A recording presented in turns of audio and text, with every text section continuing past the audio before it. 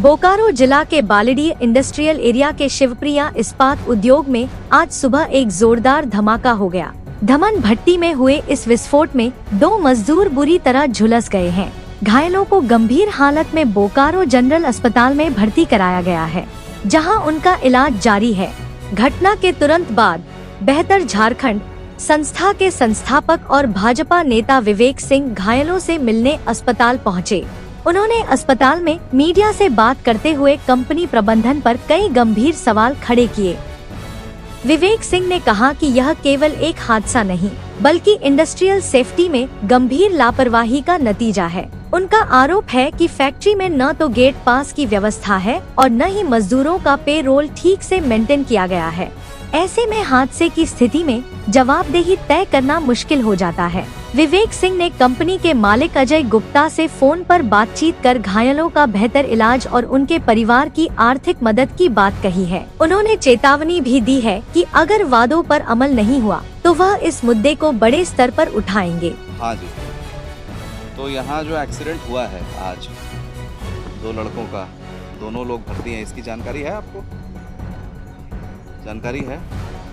आप please ensure कीजिए कि इनका जो इलाज चल रहा है केस में, और उसके बाद जो अगर कहीं रेफ़र किया जाता है तो इनके जेब से 1 भी रुपया नहीं लगना चाहिए। इनको यथासंभव बेस्ट, मेरी पूरी बात सुन लीजिए, यथासंभव बेस्ट इलाज हो इनका। और एक बार जब ये रिकवरी पीरियड में आ जाते हैं तो इमीडिएटली तो ज्वाइन नहीं कर सकते, तो आपकी कंपनी इनके सपोर्ट में खड़ा रहे।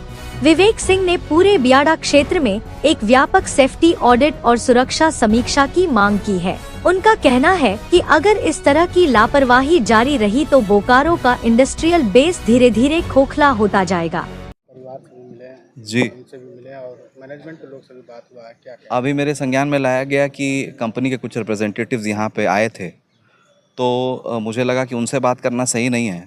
उनके माध्यम से मैंने जो ओनर हैं अजय गुप्ता जी, उनका नंबर लिया और उनसे बात किया, और ये पूरे इशू उनके संज्ञान में है।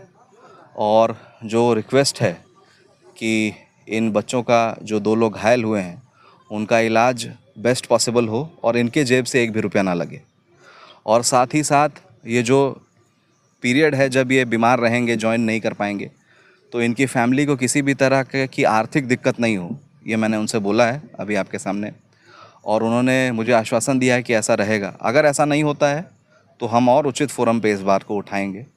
लेकिन ये इंडस्ट्रियल ऑलमोस्ट क्रिमिनल नेग्लिजेंस है। ये मुझे अभी बताया गया कि गेट पास भी नहीं था, किसी भी तरह का पेरोल मेंटेन नहीं होता है। तो ऐसे तो फिर कल को कोई घटना हो जाती है तो फिर कौन जिम्मेदारी लेगा उसकी? इसका हमको लगता है कि एक बड़ा सेफ्टी रिव्यू और सेफ्टी ऑडिट की ज़रूरत है। उसके बिना हम जो ये बोकारो का इंडस्ट्रियल बेस बना रहे हैं वो धीरे धीरे खोखला होता जा रहा है। पूरे बियाडा के अंदर एक बड़े सेफ्टी ऑडिट और रिव्यू की ज़रूरत है, क्योंकि आम जो घटनाएं हुई हैं, ह्यूमन लाइफ इतनी आसानी से नहीं जानी चाहिए कि रोज़ एक घटना सुनने को मिले हमें और फिर हम कॉम्पनसेशन की बात करें। वो घटना हो ही क्यों?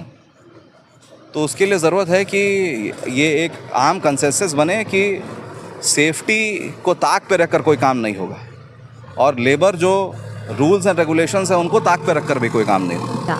फिलहाल घायलों का इलाज जारी है और प्रशासन ने मामले की जांच शुरू कर दी है।